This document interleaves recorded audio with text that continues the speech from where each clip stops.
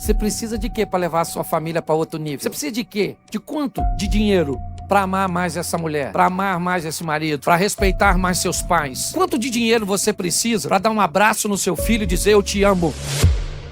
Eu quero conversar com vocês hoje. Nós estamos enfrentando os desafios desse novo normal, desse novo ambiente onde muitas pessoas não estão conseguindo sobreviver. Me parece que o que esse momento que estamos vivenciando trouxe para nós seres humanos foi criar praticamente o mesmo ambiente do reino animal, um ambiente predatório, onde apenas os fortes e os adaptáveis conseguem sobreviver, onde todos os dias enfrentamos novos desafios, novos obstáculos, novas barreiras, onde precisamos ser velozes, onde precisamos estar vigilantes, onde, além de buscarmos um ambiente onde precisamos vencer, nós precisamos também prestar atenção nos ataques, nas adversidades que temos enfrentado.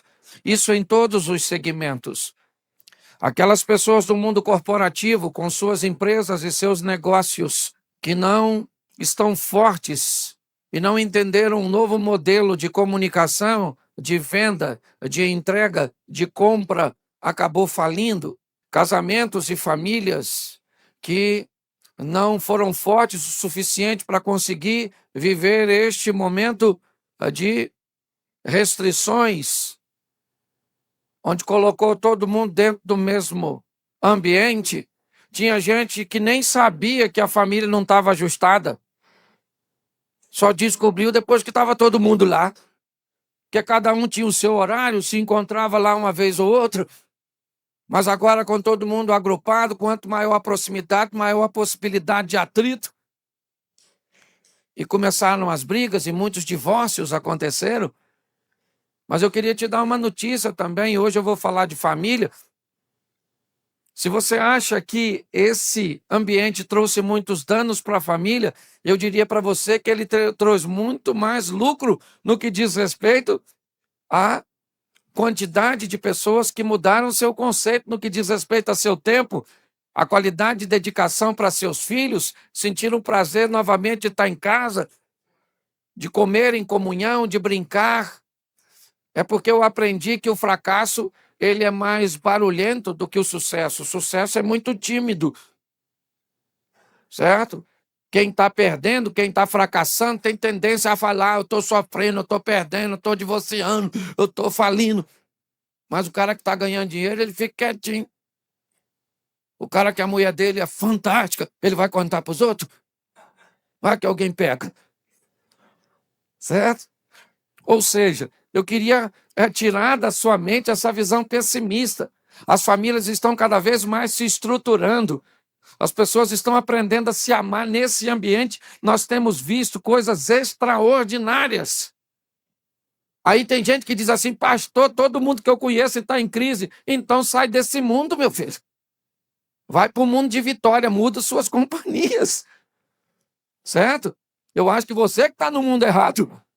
Se você está no mundo onde todo mundo está falindo, onde todo mundo está separando, onde todo mundo está vivendo crise, está na hora de você mudar de mundo. Então eu preciso motivar você a entender, como o pastor Irão falou, o ano ainda não acabou e Deus pode fazer um milagre em 1 minuto.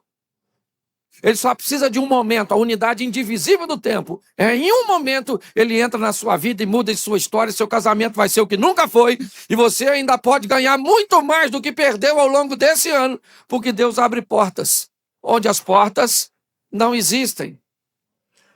Certo? Então eu quero falar hoje com vocês sobre família. Essa instituição maravilhosa criada por Deus, e você só existe porque ela existe. Essa é a grande verdade. Hoje nós vivemos a pressão de ver as instituições mais importantes de uma sociedade sendo extremamente pressionadas. A família, o sistema educacional e a igreja. O nível de perseguição que o inimigo, que o mal exerce sobre uma instituição, nos dá a clareza do que essa instituição representa para Deus. E por isso que o nosso sistema educacional, me parece que financiado, obviamente, pelo diabo, que conhece muito de Bíblia, e eu acho fantástico a maneira do diabo agir. Respeito a ação dele. Porque a Bíblia diz, ensina o menino o caminho que ele deve ir, para que ele cresça e não se desvie. Então o que o diabo faz? Se eu ensinar um menino o caminho que ele deve andar, ele não se desvia dele. Por isso que nós temos o nosso sistema de ensino recebendo materiais didáticos absurdos numa idade tão pequenininha. É porque o diabo conhece muito de Bíblia, mas nós não vamos ficar quietos. Por que a igreja tem sido tão pressionada a não falar mais sobre pecado? A dizer que o pecado constrange as pessoas, porque aqui o povo não é cliente. Aqui o povo entra para ser salvo, para ter uma vida e uma comunhão com Deus. Se você quer ouvir o que você quer, não vem para a igreja, porque a igreja, quando você vem para a igreja, você vem para ouvir o que Deus tem a dizer para você. Então estão querendo pressionar. O dia que a igreja não puder falar mais de pecado, está na hora de fechar as portas. Nós vamos falar de quê? Então, quem não quiser ouvir, não ouça, é só não vir. Depois vai para o inferno. Ah, pastor, nem acredito. Para entrar lá não precisa de fé. Certo? Fé é uma exigência da concorrência. Então é assim que funciona.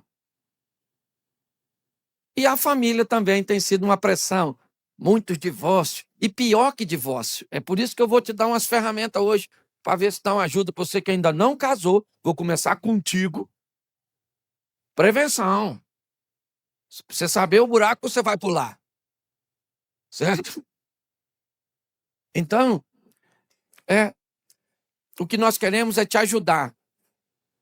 Ninguém está querendo te controlar. Nós estamos querendo é te dar uma carta de voo, para você ter um voo legal. Saber a rota para onde você está indo. Quantos solteiros nós temos aqui? Levanta a mão. Pô, legal, legal. Deus te abençoe. Viúvo também é solteiro, tá bom? Você que está na pista, escute só. Você veio no lugar certo. Hoje você vai levar ferramentas aqui extraordinárias para construir uma família saudável, salutar. Não que eu estou te impulsionando a casar. É uma escolha sua.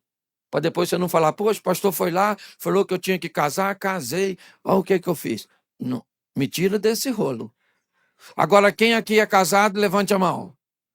Aí, legal, isso aí. Hashtag chupa essa manga. Para você que já casou, certo? Eu vou te dar algumas informações que podem levar sua família, seu casamento, para uma alta performance. Se nós entendermos isso, estruturarmos a nossa casa, entendermos a importância da igreja e do sistema de educação, ou seja, sistema de ensino, porque a palavra está errada, não é educação, quem educa é a família. A instituição, ela ensina. Então, eu quero que você abra a sua Bíblia em Amós, capítulo 3, verso 3, e nós vamos começar daqui esse bate-papo. Eu vou falar de coisa ruim de uma forma boa. Amós 3,3 é uma pergunta. Porventura, andarão dois juntos, se não estiverem de acordo. Olhe para mim, porque eu quero conversar com vocês. É uma pergunta. Ela diz, como duas pessoas, instituições, como duas ou mais partes andarão juntas, sem antes estabelecerem um bom acordo. Acordo é aquilo que visa e que propõe levar garantias, oferecer segurança para todas as partes envolvidas neste processo. Um bom acordo pode garantir a segurança, o bem-estar, os direitos, os deveres. Pessoas que resolvem se relacionar, seja esse relacionamento no ambiente corporativo, numa aliança ou numa sociedade, Seja ele no relacionamento interpessoal com seus amigos, seja ele no ambiente divino com Deus, ou no ambiente matrimonial com o cônjuge. Um bom acordo, que muitas vezes não precisa ser escrito, mas bem reconhecido por ambas as partes, pode facilitar muito a convivência das pessoas. A Bíblia está dizendo, não poderão, terão problemas aqueles que se envolverem num relacionamento sem antes estabelecer as regras, ou como ele vai funcionar. Se seu cônjuge não conhece as regras, não conhece as cláusulas, muitas vezes de coisas que para ele não faz diferença, mas para você é extremamente danoso, tóxico, ruim, prejudicial, ele corre o risco de ter um comportamento, de ter atitudes que vai te ferir, que vai te machucar, que vai te trazer constrangimento. Se seus filhos nascem e não descobrem qual é o protocolo do lar, que tipo de vocabulário pode ter dentro de casa, que tipo de tarefas, mesmo ainda numa idade muito pequena, eles ainda terão que cumprir, vai ficar difícil. Para você que ainda não casou, antes de casar, estabeleça tudo que você quer. Se possível, escreva.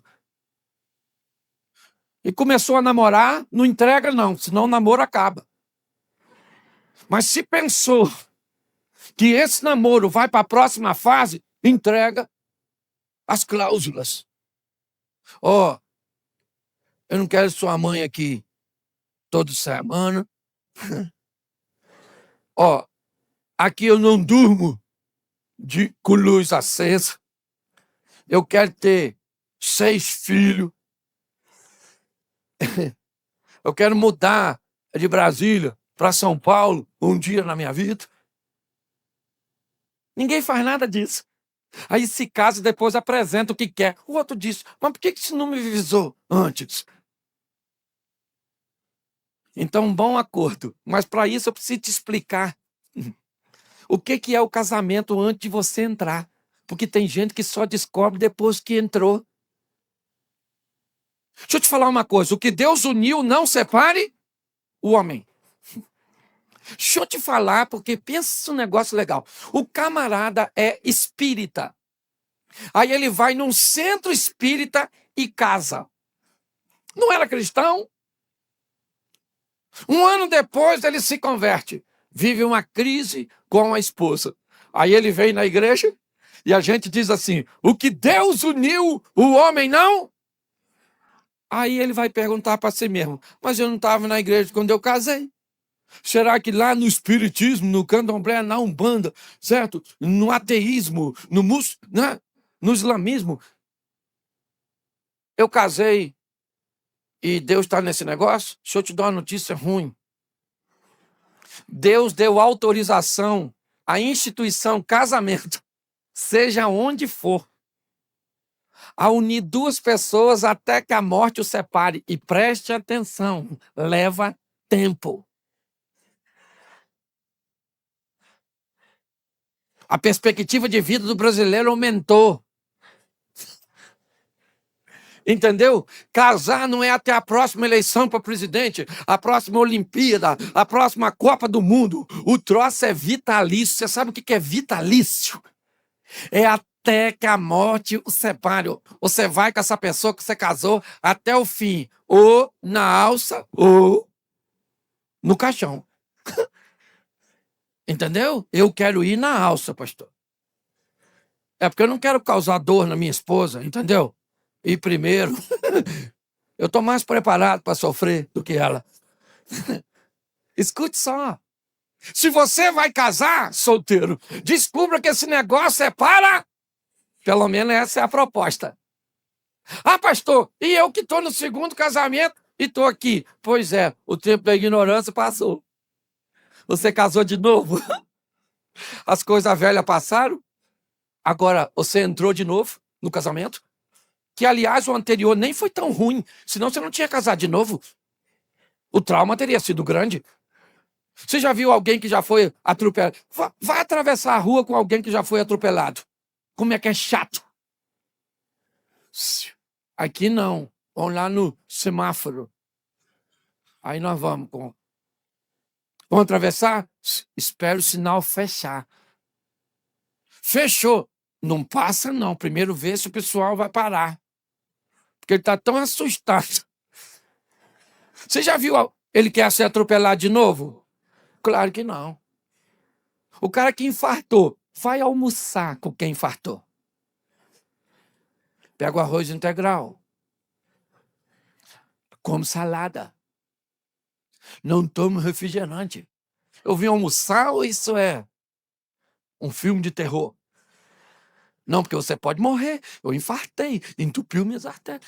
O indivíduo muda os hábitos porque não quer. Sim, todo mundo que não quer que aconteça mais do que aconteceu antes, para de praticar o que praticava antes. Então eu não posso mudar seu passado, mas posso influenciar seu futuro. E eu tenho descoberto que a maioria das pessoas que casa de novo, depois de mais ou menos 10 anos, ele adquiriu tanta maturidade que ele diz assim, se eu tivesse a maturidade que tem hoje, meu casamento anterior não tinha acabado. Não estou dizendo que está arrependida de viver com você, não. Eu estou dizendo que ganhou maturidade para suportar. Então esse negócio é vitalício. Antes de tu entrar, saiba o que está entrando. Lê as letrinhas pequenas. Entendeu? É para sempre. Sempre de quê? Sempre. Esse ano agora, de 2021, dia 11 de janeiro, eu faço 29 anos de casado. Você pensa? Não acreditava que ia durar tanto tempo. 29 anos. A mulher não morreu. E ainda bem que é bom, pastor. Que a mulher é boa, legal, maneira. Porque se fosse ruim, eu estava lascado. Vivendo com a pessoa ruim. Então você tem que entender que casamento é para sempre. Então solteiro não tenha pressa, porque depois que você entrar, demora. Entendeu? Posso ouvir um amém? Isso. Segunda coisa que eu quero te dizer que o casamento traz para você.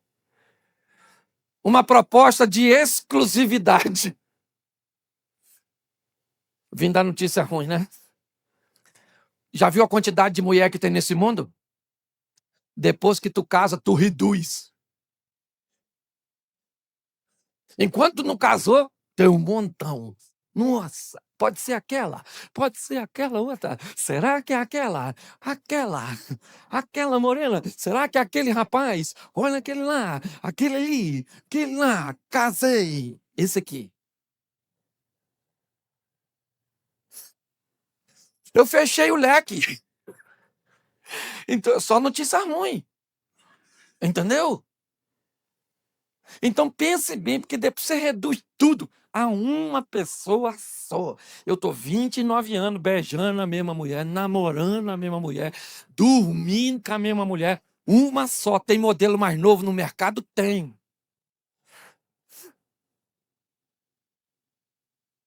Mas eu preciso entender que o casamento exige daquele que está querendo entrar fidelidade, companheirismo. Se você ainda não está preparado, não sabe quem é, por isso se tem dúvida, não entra, irmão. Se você tiver certeza, já tem que ter cuidado. Esse dia, entra um casal no meu gabinete. Pastor, queria aqui conversar com o senhor, porque nós estamos assim, em dúvida de casar. E nós estamos com um casamento marcado. O que o senhor acha? O que eu acho? Claro que não casa. Mas já marcou tudo. Dane-se. Continua um pouco mais. Até vocês terem, aí eu digo assim, não, casa que depois arruma tudo. Eu não boto ninguém nessa furada, não. Então é um contrato de exclusividade, entendeu? Solteiro, levanta a mão, solteiro de novo. Só para vocês terem certeza de que o bom é ficar assim. Porque presta atenção, vocês são solteiros, vocês vão onde? Compra o que? Chega agora aqui? É seu. Se você engordou, o problema é seu. Se você está envelhecendo, o problema é seu. Se você quer dormir com luz acesa, o problema é seu. Apagar é seu. Casa. Nossa, está engordando. A gente vive cada coisa casado. Eu vou contar uma história para vocês. Aconteceu comigo esses dias. Sabe aquele triciclo Canam? Aquele Canam. 2 rodas na frente e uma atrás. 1000 cilindradas. Extraordinário. Eu tinha uma picape. Entrei na internet, o cara queria vender o... Eu perguntei a ele se ele não queria trocar de brinquedo. Ele ficou com minha picape, eu peguei o triciclo e fui... Mas pensa no negócio. Cheguei em casa e falei com a minha mulher, querida, vamos dar uma volta? Ele falou, nesse velocípede? Eu falei, eu vou matar. Chamou o meu triciclo de velocípede, falou que era uma bicicleta de rodinha. Hoje você ri de mim em casa e amanhã você ri de tu. Então, é muito importante você entender que depois que você entra, é uma proposta de exclusividade. Se não está preparado para cumprir o protocolo, não entra nisso. Casamento não é brincadeira. Se nós fôssemos levar ao pé da letra, eu não estou fazendo apologia, até porque trabalhamos isso de uma forma muito séria, mas é muito mais fácil, às vezes, consertarmos, por exemplo, uma fornicação do que um adultério. Então não é brincadeira. Você que ainda não casou, também não fica com essas neuras. Ah, o pastor falou, botou medo em mim, eu vou atrás de uma pessoa perfeita. Ó, se você achar a pessoa perfeita, não casa para você não atrapalhar a vida dela. Deixa essa pessoa em paz. Certo? Ah, eu quero uma pessoa que não erra. Para casar com quem? Que grau de exigência é esse? Mas se entrar, saiba que é exclusivo. Isso aí, é difícil. E não é só deixar outras mulheres, não. É deixar a mãe. E não é abandonar, não. É saber que agora a mãe, que era a atriz principal do seu filme, continua com um nível de importância alto. Mas o máximo que ela vai conseguir no Oscar é de coadjuvante. Porque a principal agora é a mulher que casou com você. É desafiador. E eu só estou no segundo ponto. Terceiro, casamento é uma proposta divina. Foi Deus que criou. Por isso, o casamento tem autoridade para unir as pessoas. Onde ele vai acontecer não é relevante. O relevante é que as pessoas que vão entrar nele entendam que foi Deus que estabeleceu isso. E nós chegamos até aqui com uma sociedade pautada, solidificada, num relacionamento monogâmico, né? Heterossexual e vitalício. Foi assim que chegamos até aqui. Então precisamos entender a dinâmica. 4, o casamento é uma proposta de contrato e de aliança. Ou seja, como contrato, eu posso ir lá no cartório dizer que não quero mais, eu posso preencher um documento. O processo para desfazer um contrato é fácil, mas para desfazer uma aliança é muito difícil. Então o assunto é muito sério. Antes de você entrar, pense nisso. Coisas simples que você faz podem se tornar desafiadoras. Eu brinco, já até falei disso aqui. Você quer ver? Quantos aqui gostam de dormir com tudo apagado, tudo escurinho, escurinho? Levanta a mão. A turma do tudo escuro. Baixa a mão agora. Quantas pessoas aqui, seja franca comigo, se tiver tudo escuro, de escuro, de escuro, te dá uma fobia. Parece que tu tá cego, tu não consegue dormir. Levanta a mão agora. Olha só, provavelmente você que levantou a mão agora é casado com quem levantou a mão antes. Senão Satanás fica sem material de trabalho, é na verdade? Para perturbar. E aí eu pergunto para você, é pecado dormir de luz acesa? É pecado dormir de lâmpada de luz apagada? Vai dar uma confusão. Coisa simples.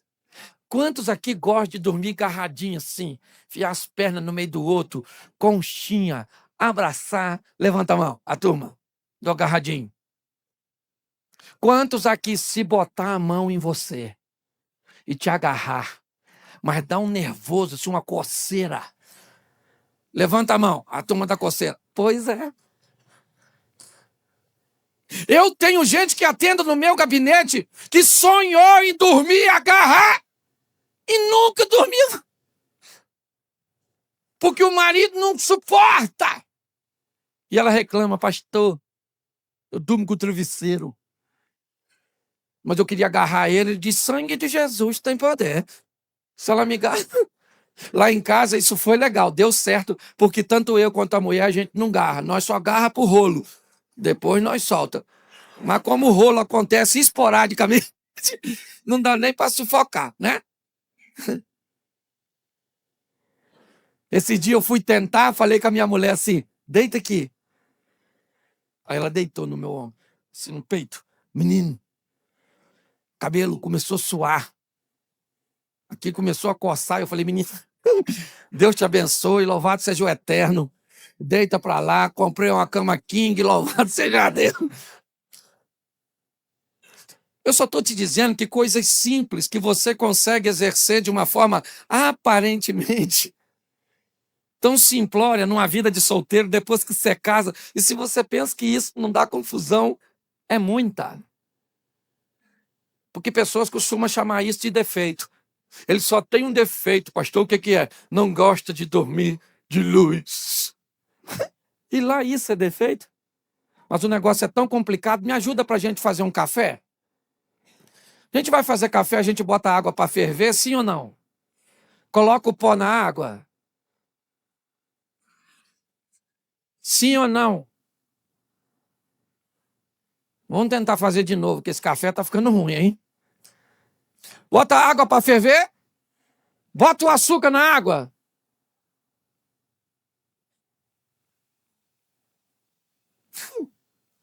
Vamos deixar esse negócio de café para lá, porque já viu que vai dar ruim.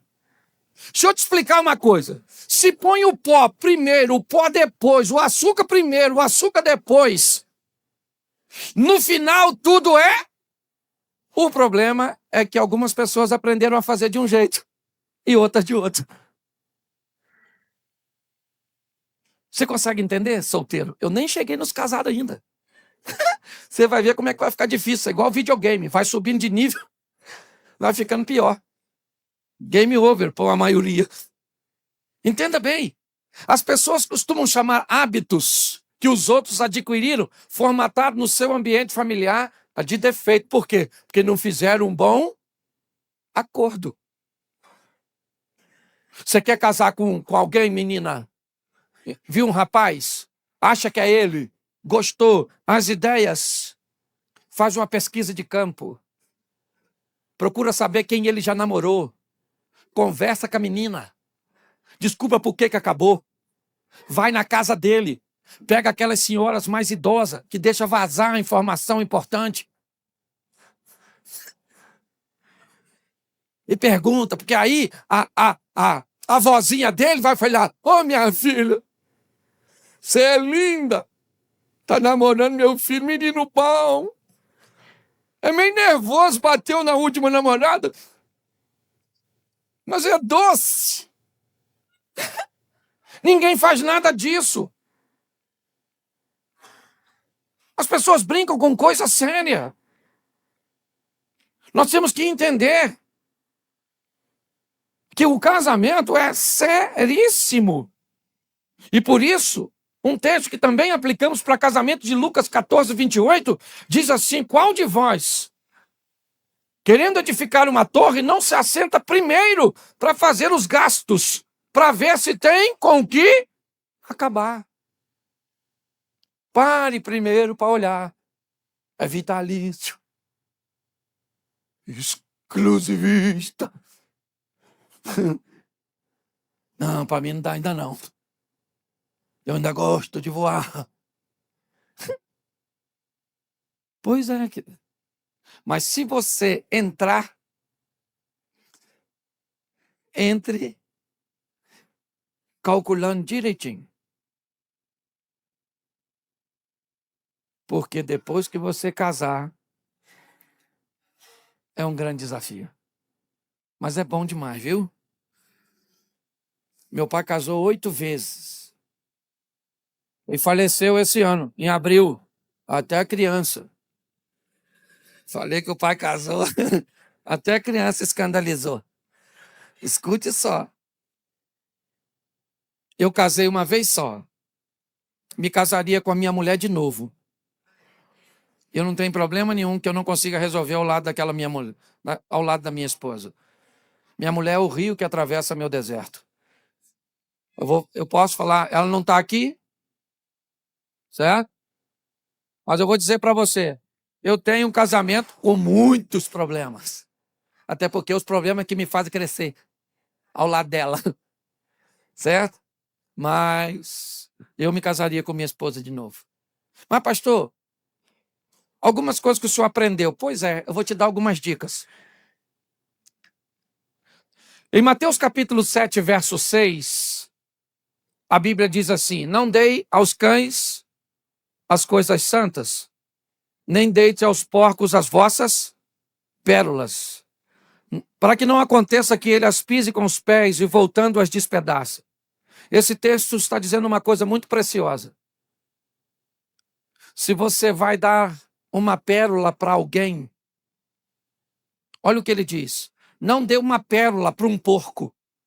Por quê? Porque o porco não sabe o valor de uma e ele vai tratar essa pérola de qualquer jeito. E se você reclamar com o porco que ele está tratando a pedra daquele jeito, a pérola daquele jeito, o que o texto diz? Que ele avança em você. Vamos trazer isso para o nosso casamento? Para a nossa família? Descubra o que é importante para o outro. E pare de dar para o outro aquilo que é importante para você. Entendeu? Se você gastar um tempo descobrindo qual é a pérola da sua esposa, qual é a pérola do seu marido, qual é a pérola da sua mãe, qual é a pérola do seu pai, qual é a pérola dos seus filhos, e cada um terá uma pérola de fé. Se você gasta tempo descobrindo a pérola, você se torna mais assertivo na hora de agradar as pessoas, na hora de fazer essas pessoas felizes. O problema é que nós, muitas vezes, não fazemos isso. Depois que eu descobri isso, o que eu faço? Hoje, por exemplo, com minha esposa. Que meu filho mais velho já casou. Meu mais novo se formou. Agora, daqui um dia também, está aí voando. Então, hoje, minha atenção, basicamente, é canalizada para minha esposa. E eu já me atrapalhei muito. Aniversário, presente errado. Natal, presente errado. Eu já dei panela de pressão. Quem é mulher e já ganhou isso aí? Ferro. Gente, tem uns homens que eu não sei. Parece que é aniversário da empregada dele. Eu já fui dessa laia, dessa espécie, depois subi de nível. Mas já cometi muitos erros. E era uma frustração, porque o dia que era para ser legal, a minha mulher pegava o presente e dizia: ah, legal, querida, obrigado. E eu falava: obrigado. Sabe quanto custou? Mas não era preço. É que para ela não era a pérola dela. O que eu passei a fazer? Vai dando o aniversário dela, eu vou naquelas amigas mais próximas, para pesquisa de campo. Mary falou com vocês aí alguma coisa que ela está a fim de ganhar? Vocês viram alguma coisa junto que ela adorou? Aí a amiga diz assim: Cláudio, ela viu uma bolsa, mas ela ficou louca com aquela bolsa. E ela falou que a hora que ela tiver uma oportunidade, ela compra. Aí eu falo: tira uma foto da bolsa, me diz a loja que eu vou dar. Aí eu vou lá, compro, embalo, aí entrego ela assim, ó. Ô, querida, meus parabéns. Eu trouxe uma lembrança aqui para você. Não sei se você vai gostar, mas espero que seja do seu agrado. Aí ela abre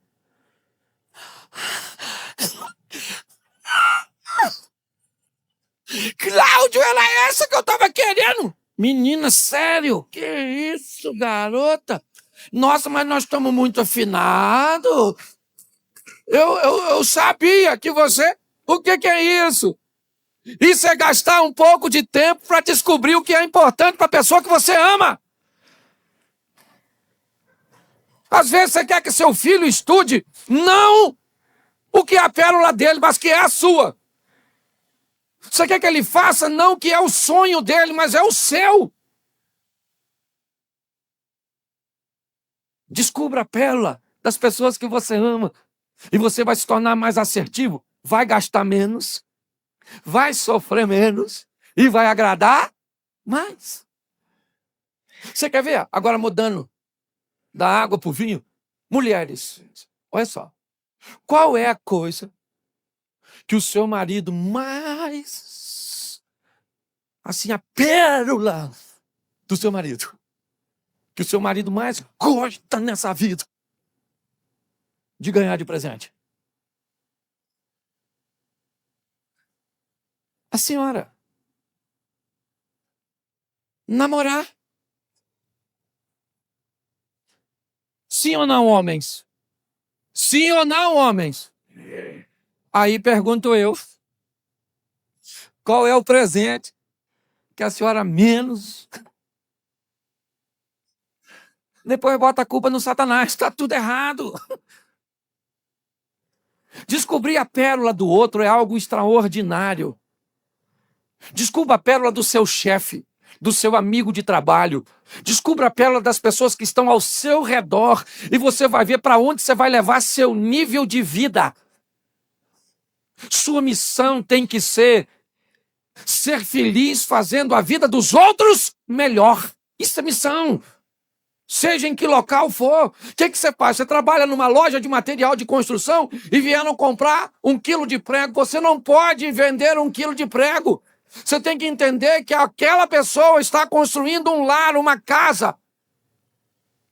E você está fazendo parte daquilo. Nós precisamos entender as coisas importantes dessa vida. Descubra as pérolas das pessoas que você ama. Mas só que tem que gastar tempo para fazer isso. E no ambiente humanista, ateísta, cujo qual nós estamos inseridos, cada um de nós viramos uma divindade. Se nos desagradar, se não for no nosso tempo, segundo as nossas expectativas, nós temos sérios problemas. Então nós precisamos entender que é melhorar seu relacionamento familiar, descubra as pérolas. E dê. Por muito tempo nós ouvimos as pessoas dizerem: faça aos outros aquilo que você gostaria que fosse feito a você. Mas hoje,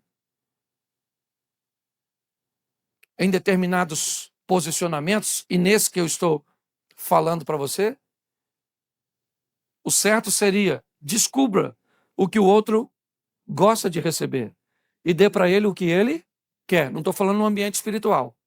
No ambiente espiritual você não dá o que a pessoa quer, você dá o que ela precisa, porque ela tem que andar no norte de Deus.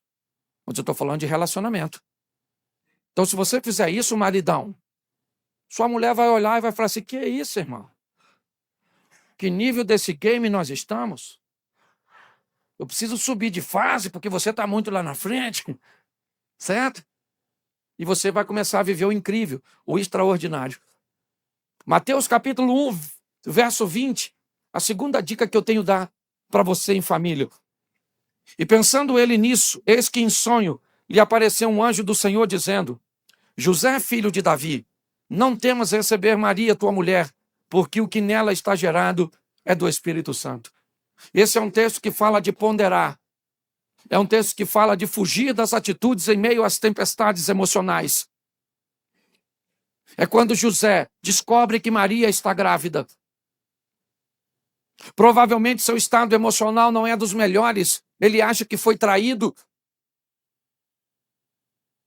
E nesse ambiente, José, que poderia ter uma reação momentânea, que poderia conversar com Maria, ofendê-la, porque não havia como explicar o que está acontecendo. O texto diz que José não toma decisões precipitadas. Ele pondera. Ele vai dormir. Escute uma coisa. Às vezes basta uma boa noite de sono para aplacar boa parte da raiva e do furor que nós estávamos.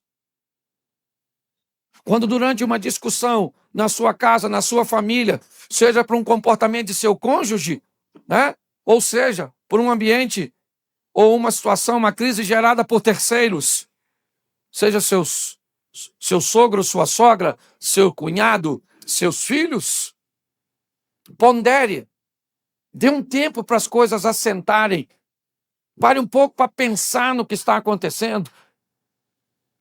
Se você responder no repente, por isso eu sou adepto do seguinte: quem aqui já ouviu a expressão roupa suja se lava? Esquece isso, esquece. Isso é ruim demais.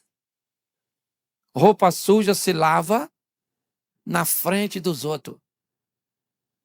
Que isso, pastor? É minha intimidade? Exatamente por isso. Porque na frente dos outros você quer manter a sua imagem.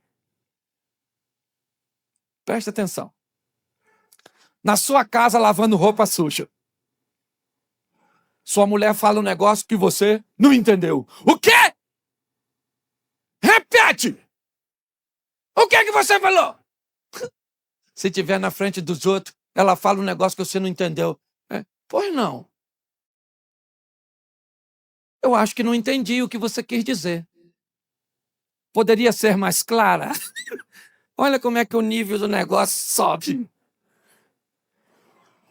Certo? Normalmente você tem um aborrecimento numa festa. Aí como é que você faz?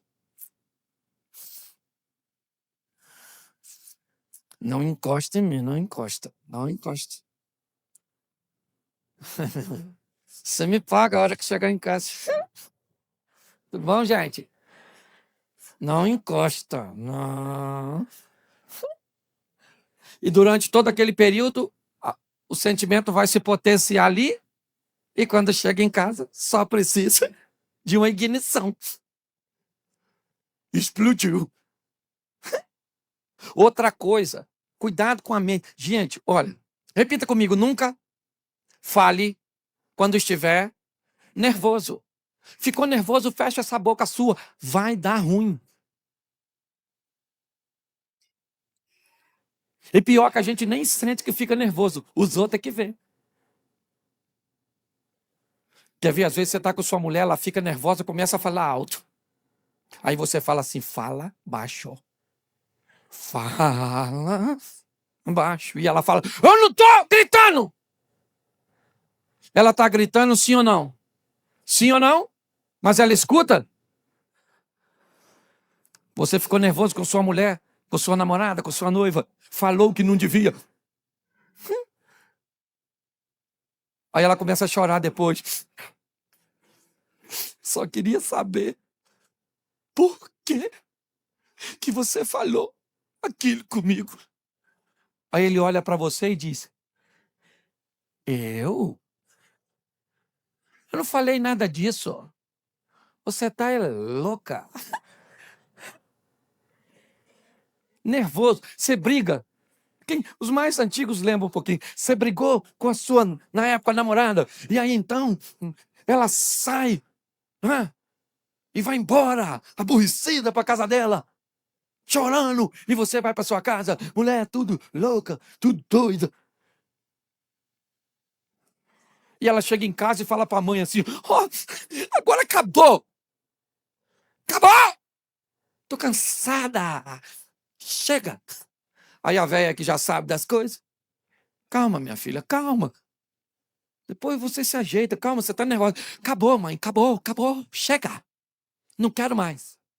Vai deitar, minha filha, vai. No dia seguinte, com tudo mais calmo, porque nada melhor que o tempo é um funcionário de Deus para aplacar as coisas. Aí ela mais calma, ele mais calmo. Aí ele vai na casa dela, porque o homem é mais dissimulado. Aí ele chega lá, ela já deixou um recado para a mãe. Que se ele chegar, ela não tá. Aí ele chega, chama E ela o tempo inteiro durante o dia. Aí ele chegou. Aí ela fala, amanhã, fala que eu não tô. Aí vai, a velha mentirosa.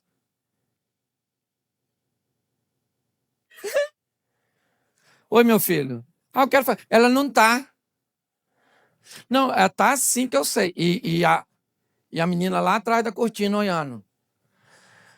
Quando a senhora convence o menino a ir embora, que ele fala, então tá bom, eu volto outra hora. Aí sai ela. O que foi? Aí essa senhora é abduzida e fica os dois. E aí nessa hora nós somos bons como homem. Porque ele fala assim, chega aqui. Ah! Chega aqui, garota. Só quero falar com você. Ah! Vem aqui, menina, mais perto. Ah! Me perdoa. Hum. Você pensa que é só com você?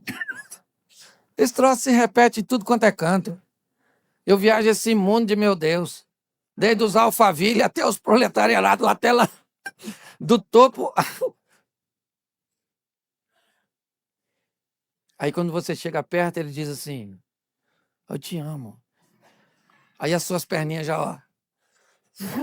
Aí ele puxa, pega na sua cintura, te puxa. Te dá um beijo e agora a veinha tá atrás da cortina olhando. Pensando, ô, falecido, que Deus o tem. Ô, gente, preste atenção. Desses ambientes de caos emocionais, fuja. Você não está casado com a pessoa errada. Você está agindo de forma errada ao lado da pessoa certa. O divórcio não é a saída para o seu relacionamento. Não é colocar um filho para fora de casa que vai mudar o comportamento dele. Nós precisamos ter maturidade. Ficar velho é obrigatório, amadurecer é opcional. Certo? O que nós precisamos é de maturidade. Então, pondere, pondere, pondere. Quarto, terceiro, tem uma boa comunicação. Fala assim comigo. É conversando que a gente se desentende. Pensa num troço. Você tinha que ver o que eu tô vendo. Os solteiros tá assim, ó. Será que é isso mesmo? E os casados estão assim, ó. Esse dia, depois de uma palestra minha, um cara me chamou e falou, pastor, tu tá dormindo embaixo da minha cama? O senhor sabe tudo que acontece lá? E eu falei, não, é que eu também vivo essas coisas. Mudança de comportamento pode mudar. Preste atenção. Um homem entra no metrô em Nova York com dois garotos. E assim que os meninos entram no vagão do metrô, eles começam a correr para lá e para cá e fazer bagunça no metrô e o pai sentado, quieto. E aquilo começou a incomodar os passageiros. E os meninos corriam e caíam em cima de um e corria para o outro lado e caía. E aquilo começou a criar um desconforto muito grande naquelas pessoas. O americano tem muita dificuldade até para se colocar a mão nele. Dependendo da escola que você estuda, eles têm um ditado, guarde a sua mão para você. E os meninos fazendo aquela bagunça, até que um senhor, muito incomodado com a situação, abordou o pai do menino e disse, meu senhor, controle seus filhos. O senhor não está vendo eles fazendo essa bagunça? Ele disse, estou.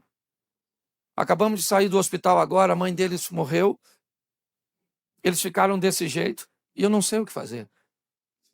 E naquele momento o vagão inteiro se calou, olhou para aquela situação de uma forma diferente. Os meninos continuaram correndo do mesmo jeito, mas eles agora não pensavam o que estavam pensando antes, porque uma informação chegou. As coisas que estavam fora deles continuaram do mesmo jeito, mas aquilo que estava dentro deles mudou.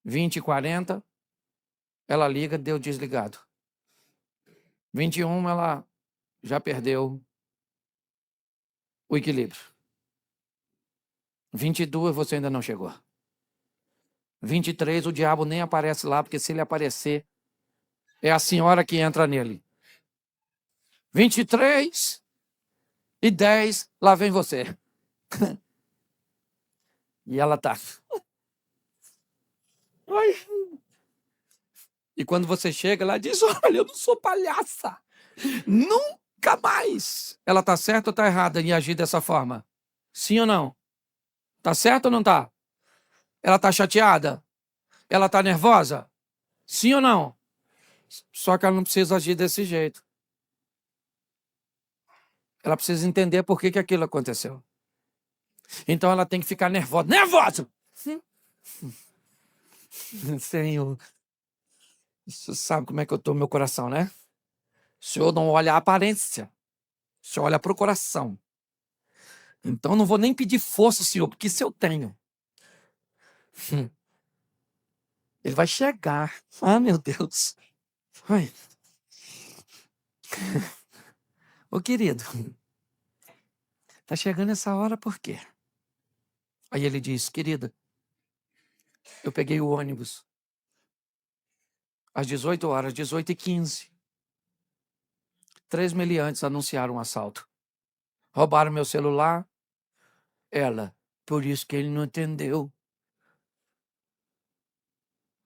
Levaram tudo meu amor.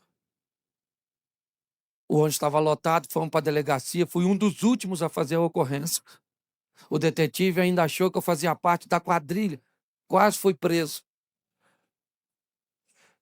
E para chegar aqui essa hora, uma alma caridosa me deu dinheiro para pagar a passagem.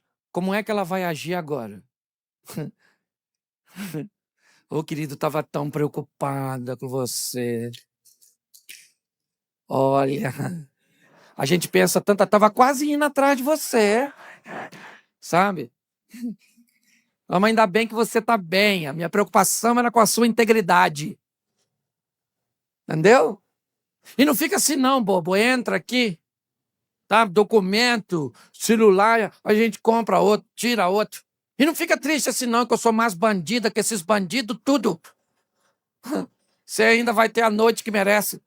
Como é que esse cara acorda no dia seguinte, depois de ser assaltado, ter perdido tudo, levanta ele e diz: cara, podia ser assaltado hoje de novo. Na verdade, eu posso com certeza dizer algo para você. Tem nada de errado com a gente, a não ser nós mesmos. Você precisa de quê para levar a sua família para outro nível?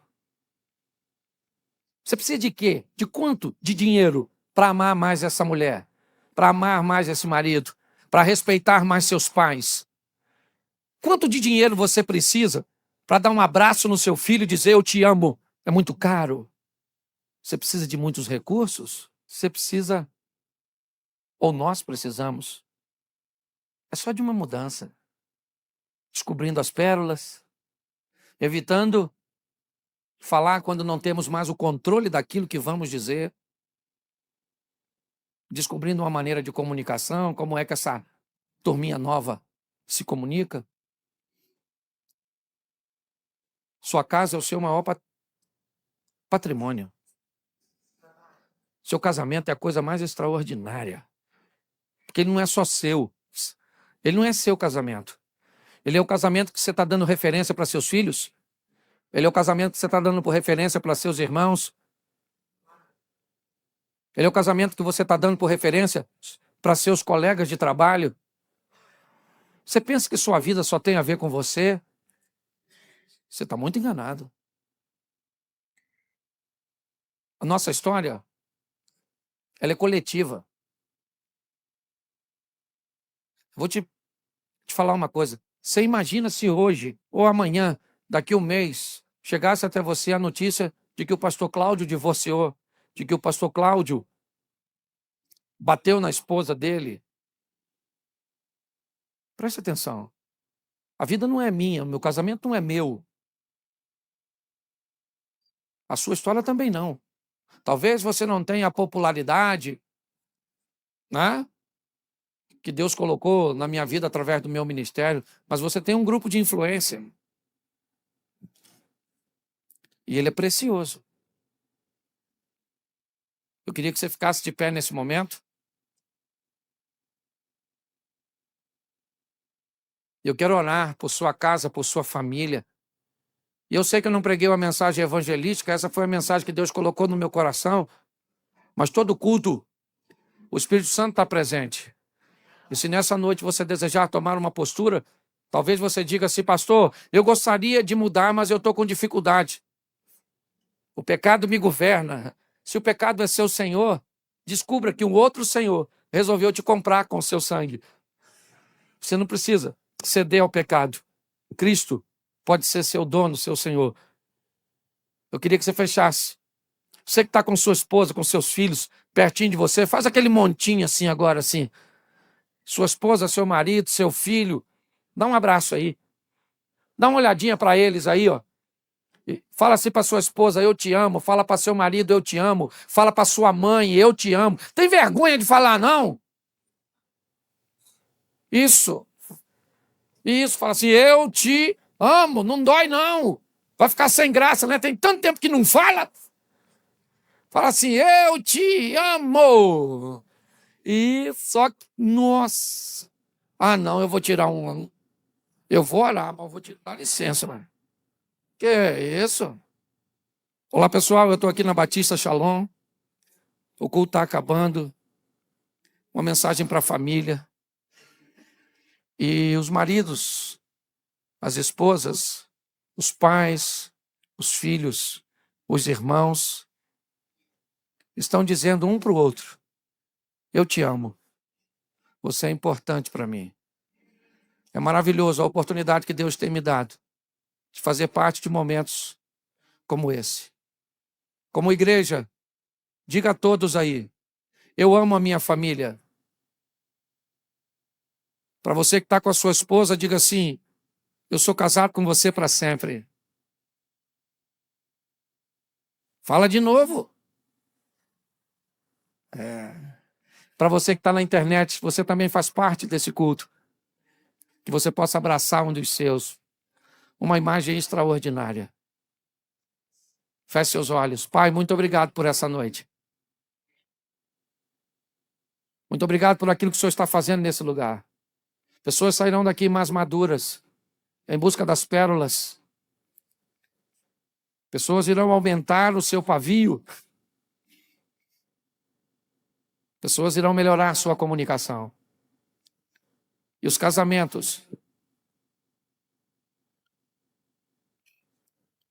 serão transformados. Nossos filhos são flechas.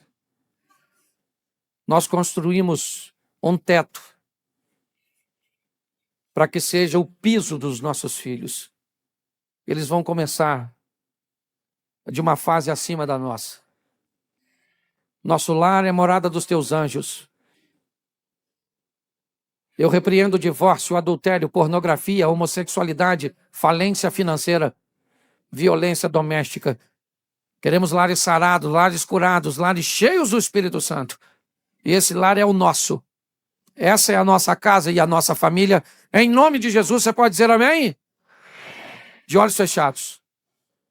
Tem alguém hoje aqui que quer voltar para Jesus ou recebê-lo pela primeira vez?